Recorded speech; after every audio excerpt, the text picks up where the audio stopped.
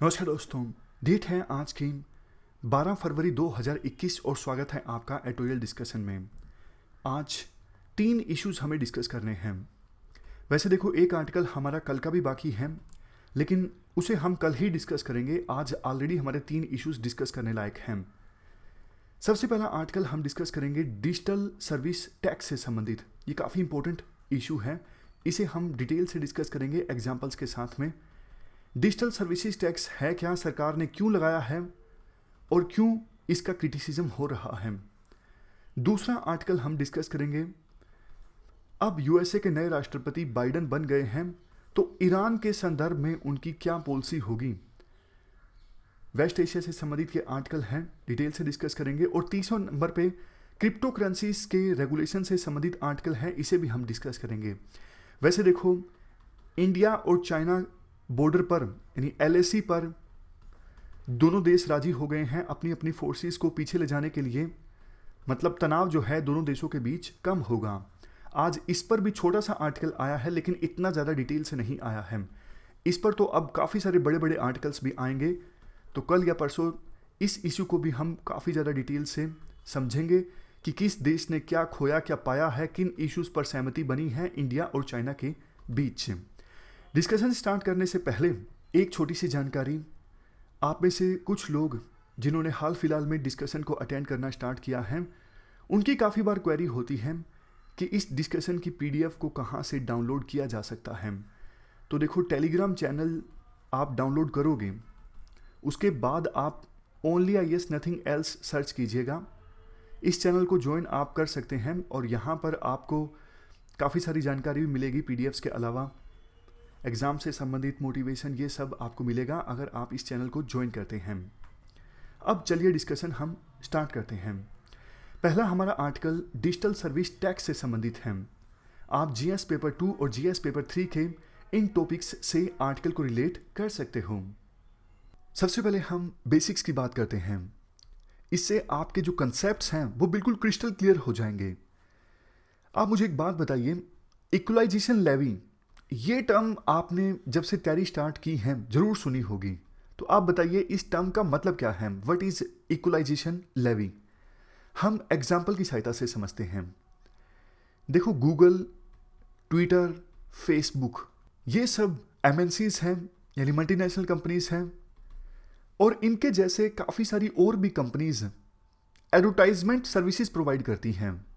आपने कोई business open किया रेस्टोरेंट का, तो आप गूगल पर एडवर्टाइजमेंट करवा सकते हो, फेसबुक और ट्विटर पर भी एडवर्टाइजमेंट करवा सकते हो, और इसके लिए आप गूगल को, फेसबुक को और ट्विटर को पैसा देते हो। मान लीजिए आपने 5 लाख रुपए दिए गूगल को 1 महीने के लिए अपना एडवर्टाइजमेंट करवाने के लिए, अपने बिजनेस को एडवर्टाइज करवाने के लिए। अब देखो, गूगल तो एमएनसी है। अब गूगल की मान लीजिए इंडिया में कोई परमानेंट प्रेजेंस है ही नहीं, कोई परमानेंट प्रेजेंस नहीं है गूगल की इंडिया में। तो आपने तो 5 लाख रुपए दे दिए ना। जब आप अपना इनकम टैक्स रिटर्न्स फाइल करोगे तो आप तो अपना एक्सपेंडिचर दिखाओगे कि मैंने 5 लाख रुपए गूगल को दिए हैं एडवर्टाइजमेंट करवाने के लिए। लेकिन गूगल तो सारे के सारे पैसे लेके भाग गया। गूगल ने तो ये 5 लाख का प्रॉफिट जो आपसे कमाया है, इसके ऊपर कोई टैक्स नहीं दिया, क्योंकि गूगल की कोई परमानेंट प्रेजेंस नहीं है, गूगल का कोई परमानेंट ऑफिस इंडिया में है नहीं। तो इसलिए सरकार 2016 में एक टैक्स लेके आई जिसका नाम है इक्वलाइजेशन लेवी। इसमें क्या है, वो कंपनीज, वो नॉन रेजिडेंट एंटिटीज जो इंडिया में इस्टेब्लिश नहीं है, अगर वो इंडिया में रेजिडेंट्स को किसी प्रकार की एडवर्टाइजमेंट सर्विस प्रोवाइड करती हैं, तो इस रेवेन्यू पर गूगल को और गूगल जैसी दूसरी कंपनीज जो एडवर्टाइजमेंट सर्विसेज प्रोवाइड करती हैं, उनको 6% इक्वलाइजेशन टैक्स देना होगा। सरकार ये टैक्स लेके आई थी 2016 में। अब देखो, अगर आपके मन में ये क्वेश्चन आया है कि गूगल जैसी कंपनीज तो सरकार को बोल दें कि देखो जी, हमें तो कम ही रेवेन्यू प्राप्त हुआ है, तो उनको कम रेवेन्यू वो दिखाएंगे और उसका कम ही 6% उन्हें देना पड़ेगा। सरकार भी स्मार्ट है। सरकार ने ये प्रोविजन किया है कि जो एडवर्टाइजमेंट सर्विसेज अवेल करवा रही हैं, फॉर एग्जांपल आपने गूगल को एक साल में 5 लाख रुपए दिए एडवर्टाइजमेंट के लिए, तो आपको 6% टैक्स डिडक्ट करना होगा। अगर आपको 5 लाख रुपए देने हैं गूगल को, तो आप 5 लाख नहीं दोगे, 5% ये 6% जो है वो काट के दोगे। यानी 5 लाख का 6% 30,000 आप डिडक्ट कर लोगे, और गूगल को 5 लाख देने के बजाय दोगे 4,70,000, और 30,000 जो आपने डिडक्ट किए हैं वो आप सरकार को दे दोगे। लो भैया, आपने जो ये इक्वलाइजेशन टैक्स लगाया था 6%, हमने आपकी तरफ से कलेक्ट कर लिया है, आप इसे ले लीजिए। तो इक्वलाइजेशन लेवी के बेसिक्स को समझने के बाद अब हम बात करते हैं डिजिटल टैक्स की। डिजिटल टैक्स देखो एक प्रकार से इक्वलाइजेशन लेवी के स्कोप का ही एक्सपेंशन है। कैसे? याद कीजिए, इक्वलाइजेशन लेवी किसके लिए था?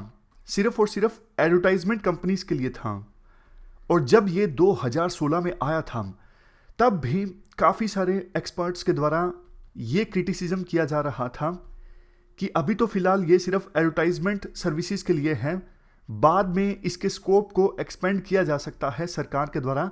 और अब सरकार ने इसके स्कोप को एक्सपेंड कर भी दिया है। जैसे देखो, अमेजोन, एप्पल जैसी सर्विसेज हैं, ये डिजिटल कंपनीज हैं, ये हमारे देश में डिजिटल सर्विसेज प्रोवाइड करती हैं, तो इनको काफ़ी रेवेन्यू इंडिया में जनरेट होता है। बट देखो, जब टैक्स पे करने की बारी आती है ना, तो ये कंपनीज बहुत कम टैक्स पे करती हैं। कैसे ये कंपनीज कम टैक्स पे करती हैं? ये अपना एक्सपेंडिचर यानी खर्च बढ़ा चढ़ा के बताती हैं। मैं आपको एग्जांपल की सहायता से बताता हूं। मान लीजिए एप्पल कंपनी है, एप्पल कंपनी की प्रेजेंस है इंडिया में। ऐसी कंपनीज की देखो प्रेजेंस या तो नहीं होती है या फिर बहुत लिमिटेड होती है। अब एप्पल कंपनी की इंडिया में मान लीजिए लिमिटेड प्रेजेंस है, एप्पल इंडिया के नाम से। एग्जाम्पल समझिएगा। अब एप्पल इंडिया को वास्तव में प्रॉफिट हुआ कितना? 15,000 करोड़ एक साल में।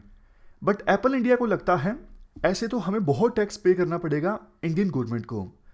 कॉर्पोरेट टैक्स रेट है 25%, तो 15,000 करोड़ के 25% के हिसाब से कायदे से एप्पल इंडिया को प्रॉफिट जमा करवाना चाहिए इंडियन गवर्नमेंट को, इनकम टैक्स डिपार्टमेंट को। लेकिन एप्पल कंपनी जाती है इंडिया में सीए के पास और बोलती है कि भैया जी थोड़ा हमारा टैक्स आप बचवा दीजिए। सीए बोलता है कि आप एक काम कीजिए, अपना एक्सपेंडिचर इंक्रीज कर दीजिए, मतलब खर्चे ज़्यादा दिखाइए।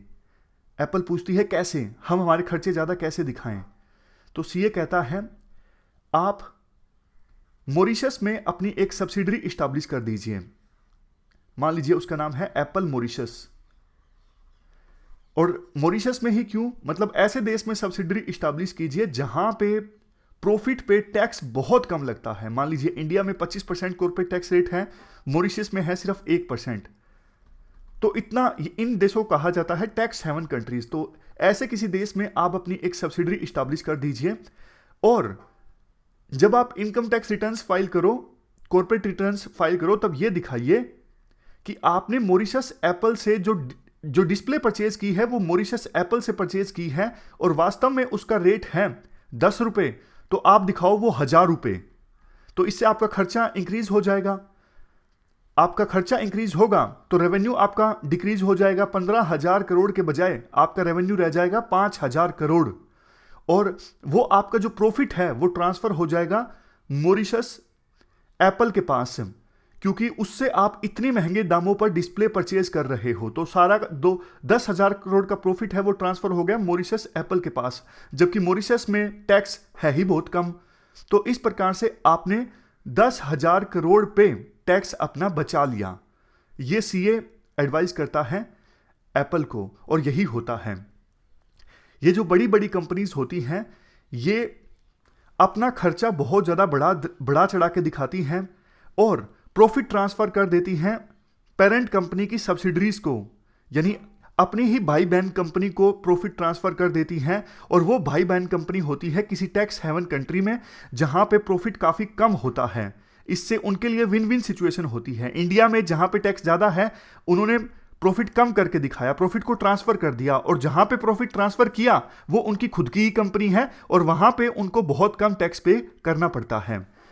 तो इसी सिचुएशन से निपटने के लिए विभिन्न सरकारें, जैसे फ्रांस की सरकार, पैराग्वे की सरकार, काफ़ी सारी सरकारें डिजिटल टैक्स का प्रोविजन लेके आई हैं।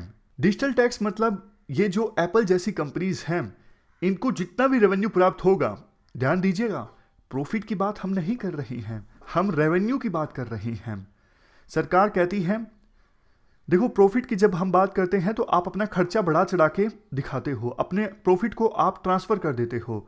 तो प्रॉफिट नहीं, हम रेवेन्यू की बात करते हैं। आपको जितना भी रेवेन्यू प्राप्त होगा उसका 2% आपको डिजिटल टैक्स के तौर पे हमें देना होगा। ये सरकार ने प्रोविजन किया था पिछले साल जब बजट आया था तो उसमें तो ये प्रोविजन नहीं था, लेकिन लास्ट मोमेंट पे आनन फानन में फाइनेंशियल एक्ट को अमेंड करके सरकार ने ये डिजिटल टैक्स का प्रोविजन ऐड कर दिया था। और सिर्फ इंडिया की सरकार ही नहीं, जैसा हमने पहले डिस्कस किया, काफ़ी सारी सरकार ये डिजिटल टैक्स का प्रोविजन लेके आई हैं। तो ये मामला बार बार सुर्खियों में इसलिए आ रहा है कि यूएसए नहीं चाहता कि विभिन्न सरकारें इस प्रकार का डिजिटल टैक्स लगाएं, क्योंकि ये बड़ी जो एमएनसीज है ना, जैसे फेसबुक, ट्विटर, गूगल, एप्पल, ये सारी यूएसए की कंपनीज हैं।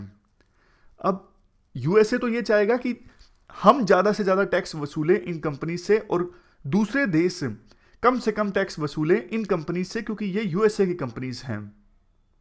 तो यूएसए क्रिटिसाइज कर रहा है उन सभी देशों की सरकारों को जिन्होंने डिजिटल टैक्स का प्रोविजन इंप्लीमेंट किया है। तो देखो, सरकार की तरफ से डिजिटल सर्विस टैक्स लगाया क्यों गया है, ये तो हमने समझ लिया। अब हम डिस्कस करेंगे इस डिजिटल सर्विस टैक्स का मतलब, ना तो सिर्फ इंडिया ने ये टैक्स लगाया है बल्कि और भी बहुत सारे यूरोपियन कंट्रीज ने ये टैक्स लगाया है, डिजिटल सर्विस टैक्स। लेकिन यूएसए के द्वारा इसका क्रिटिसिज्म किया जा रहा है और कुछ दूसरे जो इकोनॉमिक एक्सपर्ट्स हैं वो भी इस डिजिटल सर्विस टैक्स को क्रिटिसाइज कर रहे हैं। क्यों? पॉइंट्स इस प्रकार से हैं। सबसे पहली बात, रेवेन्यू पर यह टैक्स लगाया जा रहा है, ना कि प्रॉफिट पर। अब ये बात तो देखो सही है कि कुछ जो कंपनीज हैं अपने एक्सपेंडिचर को बढ़ा चढ़ा के दिखाती हैं ताकि उनका प्रॉफिट कम दिखे और उन्हें कम टैक्स देना पड़े। बट देखो, बहुत सारी ऐसी भी तो जेन्युइन कंपनीज हैं ना जो टैक्स को बढ़ा चढ़ा के नहीं दिखाती हैं, वास्तव में उनको प्रॉफिट के बजाय लॉस हो रहा है। अब वो कंपनीज जो ऑलरेडी घाटे में हैं, डिजिटल सर्विस टैक्स लगाने के बावजूद तो उनका घाटा और ज्यादा बढ़ जाएगा, इसलिए ये प्रॉब्लमेटिक है। नेक्स्ट डिसएडवांटेज, इस टैक्स को लगाने से इंडिया के यूएसए के साथ ट्रेड रिलेशंस प्रभावित होंगे। क्यों? क्योंकि यूएसए को यह लगता है कि विभिन्न देश ये जो डिजिटल सर्विस टैक्स लगा रहे हैं ना कहीं यूएसए की ही मेजर कंपनीज पर ये डिजिटल सर्विस टैक्स लगाया जा रहा है। जैसे देखो, अमेजोन, उबर, एप्पल, फेसबुक, ट्विटर, ये सब कौन से देश की कंपनीज हैं? यूएसए की हैं। तो यूएसए के साथ हमारे ट्रेड रिलेशंस पर नेगेटिव इंपैक्ट पहुंच सकता है। तीसरा, देखो वो स्टार्टअप्स जो अभी एक्सपेंड कर रहे हैं, जिन्होंने अभी शुरुआत ही किया है, अब उन स्टार्टअप्स को भी उनके रेवेन्यू पर टैक्स देना होगा। नेक्स्ट है डबल टैक्सेशन। डबल टैक्सेशन देखो जेन्युइन कंपनीज ऐसी भी हो सकती हैं, मान लीजिए जिनकी परमानेंट जो प्रेजेंस है वो यूएसए में है, किसी टैक्स हेवन कंट्री में नहीं है। तो जब देखो वो सर्विसेज प्रोवाइड करेंगी इंडिया में, उन्हें इंडिया में भी टैक्स देना होगा, क्योंकि वो यूएसए की कंपनीज हैं, उन्हें यूएसए में भी टैक्स देना होगा, तो उन्हें डबल टैक्स देना होगा। ये डबल टैक्सेशन हो जाएगा। नेक्स्ट पॉइंट, देखो बहुत सारी जो कंपनीज हैं वो इस टैक्स का बर्डन अपने सर पर नहीं लेंगी। वो क्या करेंगी? अगर एक्स्ट्रा टैक्स वसूला जाता है तो इसका बर्डन डाल दिया जाएगा कस्टमर्स पर कि भैया आप ही दो टैक्स, क्योंकि हमारे जो ऑपरेशंस हैं वो महंगे हुए हैं। नेक्स्ट पॉइंट, देखो ये जो प्रोविजन है, कुछ एक्सपर्ट्स ऐसा भी बोल रहे हैं कि ग्लोबलाइजेशन के अगेंस्ट हैं, मतलब विभिन्न देशों के बीच ट्रेड रिलेशंस खराब हो सकते हैं। अभी तक हमने इंडिया यूएसए ट्रेड रिलेशंस की बात की, कल को देखो यूएसए भी इंडिया की कंपनीज पर किसी प्रकार का एक्स्ट्रा टैक्स लगा सकता है, तो ये तो ग्लोबलाइजेशन के अगेंस्ट है ना। नेक्स्ट पॉइंट, देखो इस प्रोविजन को इंप्लीमेंट करना भी आसान नहीं है। एक्स्ट्रा रिसोर्सेज सरकार को चाहिए इस प्रोविजन को इंप्लीमेंट करने के लिए। तो इस प्रकार से हमने डिजिटल सर्विस टैक्स के डिसएडवांटेजेस के बारे में डिस्कस किया। चलते हैं आगे। इसके बाद नेक्स्ट आर्टिकल, ईरान के संदर्भ में यूएसए के नए प्रेसिडेंट बाइडेन की क्या पॉलिसी होगी, इस पर फोकस करता है ये आर्टिकल। आप जीएस पेपर 2 के इस टॉपिक से आर्टिकल को रिलेट कर सकते हो। ये एस्पेक्ट्स हम शामिल करेंगे इस आर्टिकल के डिस्कशन में। शुरुआत में आर्टिकल में कहा जाता है, जब देखो यूएसए में प्रेसिडेंशियल इलेक्शंस का चुनाव प्रचार चल रहा था, तो उस समय जो बाइडन ने स्टेटमेंट दी थी कि यूएसए जो ईरान न्यूक्लियर डील से बाहर आया है, ये अच्छा डिसीजन नहीं है। अगर ईरान के द्वारा 2015 की न्यूक्लियर डील को कंप्लाई किया जाता है, तो फिर ईरान के साथ फिर से नेगोशिएशन हो सकती है किसी प्रकार की न्यूक्लियर डील को साइन करने के लिए। तो अब चूंकि यूएसए के राष्ट्रपति बन चुके हैं जो बाइडन, तो ईरान के फॉरेन मिनिस्टर ने यानी विदेश मंत्री ने हाल ही में यूएसए को ये याद दिलाया, यूएसए यानी बाइडन को ये याद दिलाया कि भैया इलेक्शन से पहले आपने इस प्रकार की कमिटमेंट की थी कि हम ईरान के साथ फिर से न्यूक्लियर डील में एंटर करेंगे, तो आप अपनी उस कमिटमेंट को पूरा कीजिए। बट देखो यूएसए के लिए फिर से ईरान के साथ किसी न्यूक्लियर डील में एंटर करना अभी आसान नहीं है। काफ़ी सारे चैलेंजेस भी हैं, काफ़ी सारे रीजनल कंसर्न्स भी हैं। रीजनल कंसर्न्स की बात पहले करते हैं। देखो वेस्ट एशिया में सऊदी अरेबिया, इजराइल, ये सब यूएसए के एलाइज हैं, यानी यूएसए के मित्र देश हैं।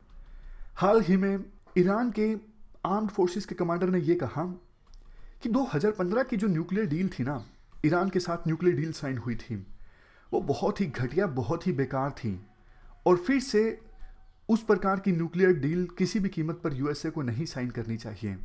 ये स्टेटमेंट दी गई थी इजराइल के आर्म्ड फोर्सेस के कमांडर के द्वारा।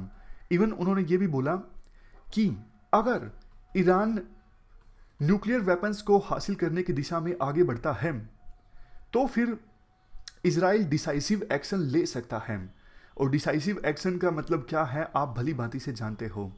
मतलब ये कुछ सर्जिकल स्ट्राइक वगैरह कुछ करेंगे ताकि जहाँ पे एक्सपेरिमेंट चल रहा है, काम चल रहा है, उसे डिस्ट्रॉय किया जा सके और ईरान को न्यूक्लियर वेपन्स हासिल करने से रोका जा सके। ना सिर्फ इजराइल बल्कि देखो यूएसए के दूसरे गल्फ एलाइज जैसे सऊदी अरेबिया, यूएई, इन्होंने भी यूएसए को बोला है कि भैया आप ईरान के साथ अगर कोई नेगोशिएशन करते हो फिर से न्यूक्लियर डील में एंटर करने के लिए, तो आप उस डिस्कशन में हमको भी इन्वॉल्व कीजिएगा। ऐसा यूएसए के एलाई कंट्रीज ने यूएसए को बोला है। और अगर यूएसए ऐसा नहीं करता है तो आप बताइए, जैसे शादी में फूफी नाराज हो जाती है, हमसे तो कोई पूछ ही नहीं रहा है, सारा काम अपने आप कर लिया, वैसे ही यूएसए के एलाई कंट्रीज यूएसए से नाराज हो सकते हैं। देखो कुछ और रीजनल कंसर्न्स भी हैं। ईरान जो है, बेशक ईरान के ऊपर सैंक्शंस लगाए गए हैं, लेकिन बावजूद इसके ईरान का जो इन्फ्लुएंस है वेस्ट एशिया में वो कम नहीं हुआ है। लेबनान, इराक, यमन, सीरिया, काफ़ी सारे देशों में ईरान जो है वो शिया मिलिशिया को सपोर्ट करता है, हर प्रकार की सपोर्ट करता है, पैसे देता है, हथियार मुहैया करवाता है। इससे वेस्ट एशिया के बहुत सारे देशों में, खास करके जहाँ पे शिया पॉपुलेशन ज़्यादा है, वहाँ पे ईरान का इन्फ्लुएंस अभी भी बरकरार है। और देखो ये जो देश है ना, ये सऊदी अरेबिया, इजराइल, ईरान की इसी कैपेबिलिटी से डरते हैं। इजराइल, सऊदी अरेबिया और सऊदी अरेबिया के अलाई कंट्रीज़ को ये लगता है वेस्ट एशिया में जिन जिन देशों में ईरान का इन्फ्लुएंस है ना, वहाँ पे शिया मिलिशियास को ईरान के द्वारा मोबिलाइज किया जा सकता है और पूरे रीजन में इंस्टेबिलिटी पैदा की जा सकती है। इसके साथ साथ ईरान के पास खतरनाक मिसाइल्स भी हैं, ईरान के पास प्रिसीजन मिसाइल कैपेबिलिटी है। ये मैटर ऑफ कंसर्न है इजराइल के लिए, सऊदी अरेबिया के लिए। सऊदी अरेबिया की जो नेशनल ऑयल कंपनी है ना, अरामाको, वहाँ पे अटैक भी हो चुका है जिसका आरोप ईरान पर लगा है। इसके अलावा देखो, चूंकि ईरान के ऊपर सैंक्शंस लगे हुए हैं, ईरान को दूसरे देश तो मिसाइल देते नहीं हैं, वो बात अलग है, चाइना जैसे देश चोरी छुपे मिसाइल दे दें ईरान को। अदरवाइज देखो वैसे इन जनरल बात करें तो ईरान के लिए मिसाइल प्रोक्योर करना काफ़ी मुश्किल है। तो ईरान ने खुद ही मिसाइल डेवलप करने के लिए अपना प्रोग्राम चलाया हुआ है। डोमेस्टिकली अपने आप से ईरान मिसाइल डेवलप करने की कोशिश कर रहा है। ईरान का ये मानना है अगर देखो हमारे पास काफ़ी खतरनाक मिसाइल होगी तो इससे डर पैदा होगा। इजराइल, सऊदी अरेबिया ये ईरान के ऊपर अटैक करने की कोशिश नहीं करेंगे तो इस चीज को कहते हैं डेटरेंस, मतलब डर पैदा करना कि सामने वाले शत्रु को रोका जा सके अटैक करने से। इतने हथियार होना, मान लीजिए देखो आपके पास पिस्तौल है तो कोई आप पे अटैक करेगा नहीं, सामने वाले को पता है कि अगर अटैक करूंगा तो ये गोली चला देगा, तो आपकी जो पिस्तौल है आपके लिए डेटरेंस का काम कर रही है। वही ईरान कहता है हमारी जो मिसाइल है हमारे लिए डेटरेंस का काम करेंगी। ईरान का ये भी कहना है चूंकि देखो सऊदी अरेबिया, इजराइल, इनके पास तो काफ़ी खतरनाक मिसाइल्स हैं और हमारे पास नहीं है, तो हम अभी इनसिक्योर हैं, इसीलिए हमें मिसाइल्स चाहिए और इसीलिए हम उनको डेवलप करने की कोशिश कर रहे हैं। इसके बाद देखो बीच में एक रशिया का एंगल भी आता है। जो ट्रंप थे ना वो रशिया को लेकर काफ़ी लिबरल थे। अदरवाइज देखो ओबामा के समय यूएसए का प्रशासन काफ़ी ज़्यादा सख्त था रशिया के अगेंस्ट। रशिया के जो एक्शंस थे, गलत एक्शंस कई जगह पे, सीरिया में, दूसरे देशों में, उसको यूएसए ज़्यादा टॉलरेट करता नहीं था, स्ट्रोंगली क्रिटिसाइज करता था। लेकिन जब ट्रंप राष्ट्रपति बने तो यूएसए ने रशिया को ज़्यादा कुछ कहना छोड़ दिया।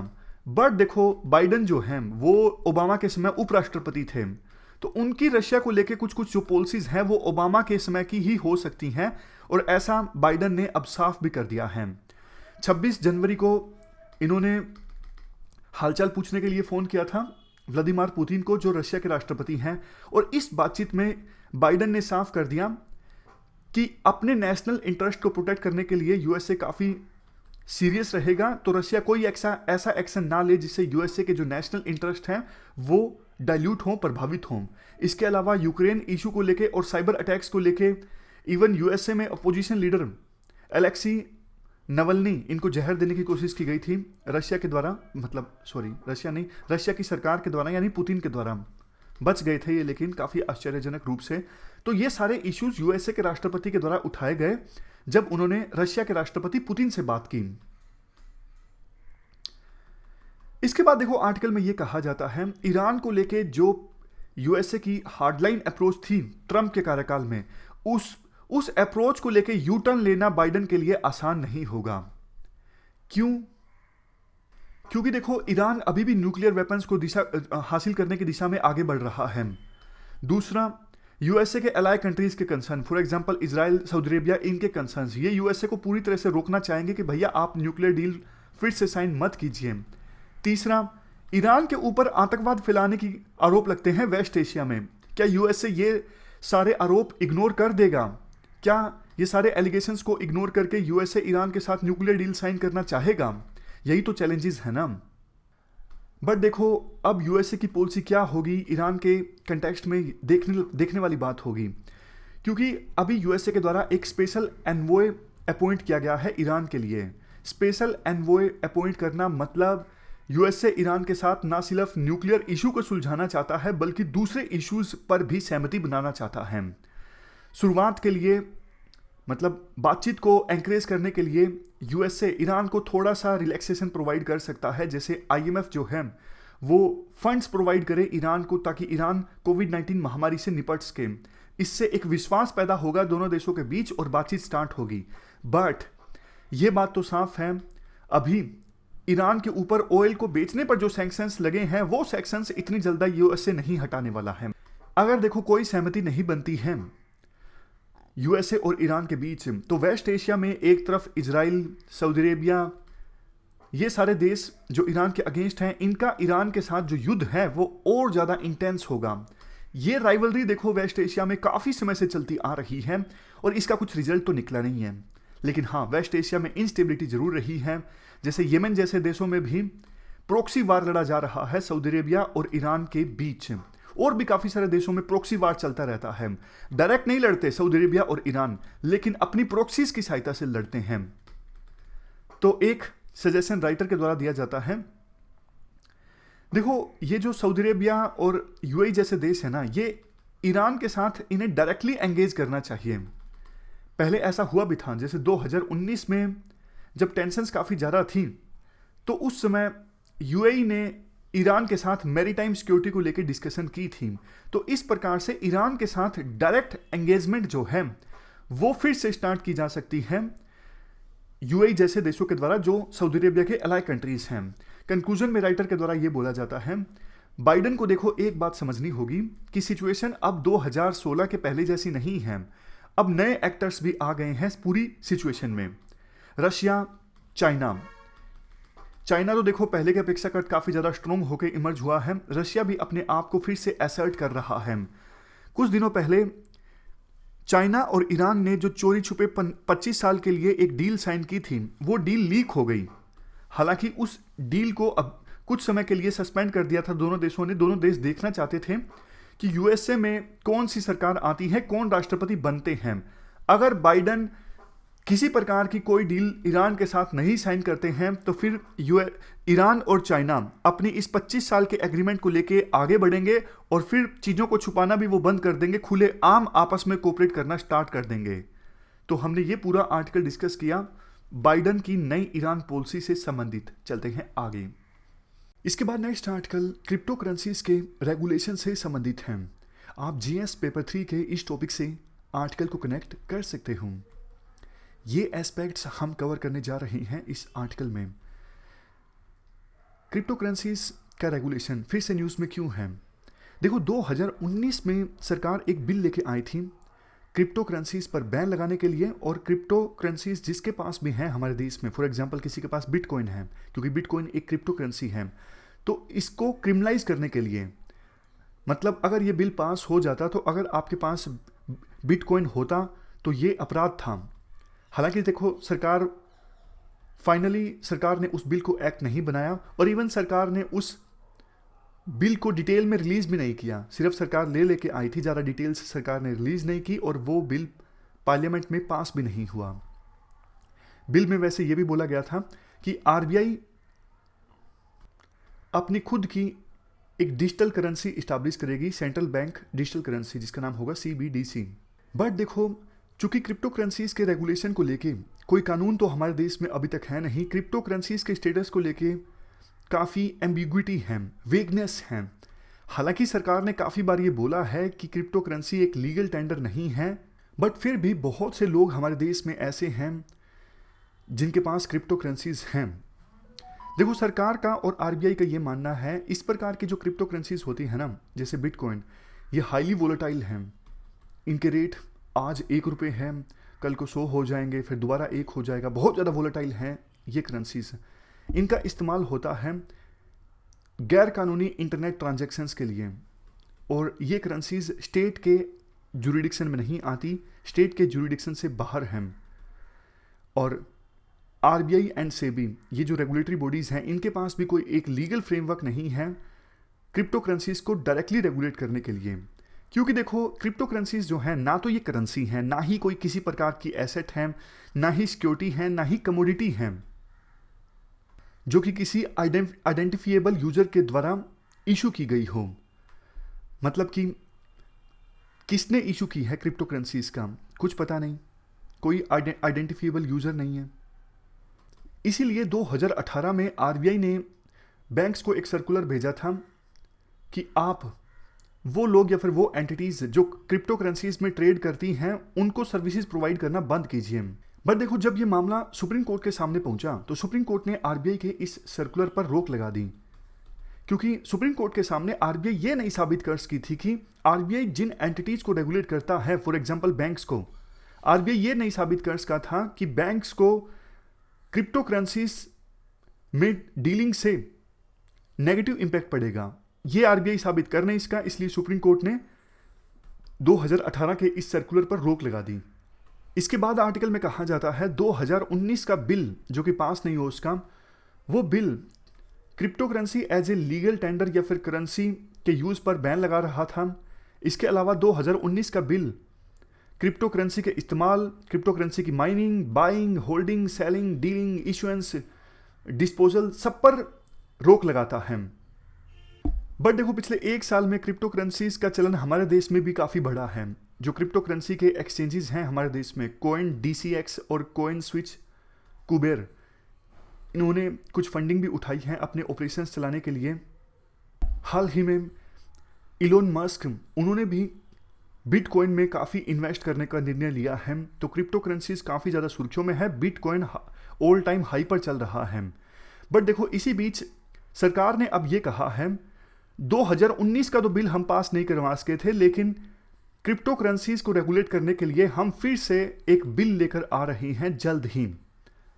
और देखो, अगर 2019 के तर्ज पर यह बिल होता है तो इसका मतलब क्रिप्टो करेंसीज हमारे देश में बैन हो जाएंगी पूरी तरह से, और उनको रखना, उनको बेचना, ये सब क्रिमिनल ऑफेंस होगा। कंक्लूजन में कहा जाता है, देखो चाइना में भी जहां पे क्रिप्टो करेंसीज बैन है, इंटरनेट बहुत ज़्यादा कंट्रोल्ड है, फिर भी चाइना की सरकार क्रिप्टो करेंसीज में ट्रेडिंग को नहीं रोक पाई है। कम होती है लेकिन फिर भी क्रिप्टो करेंसीज में ट्रेडिंग होती है। जबकि इंडिया में आपको पता है इंटरनेट चाइना की तरह तो कंट्रोल्ड है नहीं, रेगुलेशन इंडिया में वीक है, तो क्रिप्टो करेंसीज का ट्रेड होता रहेगा लेकिन सरकार की नज़रों में नहीं आ सकेगा। तो इसलिए इंडिया को स्मार्टली रेगुलेशन करना चाहिए क्रिप्टो करेंसीज का। आरबीआई अपनी खुद की ब्लॉकचेन टेक्नोलॉजीज पर आधारित कोई डिजिटल करेंसी लेके आ सकती है जिसका जनता इस्तेमाल करे। और वैसे देखो, ये जो क्रिप्टो करेंसीज जिस टेक्नोलॉजी पर आधारित हैं, ब्लॉकचेन टेक्नोलॉजी, इसकी तो दूसरे सेक्टर्स में भी काफ़ी सारी एप्लीकेशंस हैं। तो आर्टिकल में यही कहा जाता है कंक्लूजन में, आउटराइट बैन जो है क्रिप्टो करेंसीज का वो अच्छा नहीं है। तो ये हमने पूरा आर्टिकल डिस्कस किया क्रिप्टो करेंसीज से संबंधित। हमारी आज की इस डिस्कशन में इतना ही है। Thank you very much for discussion.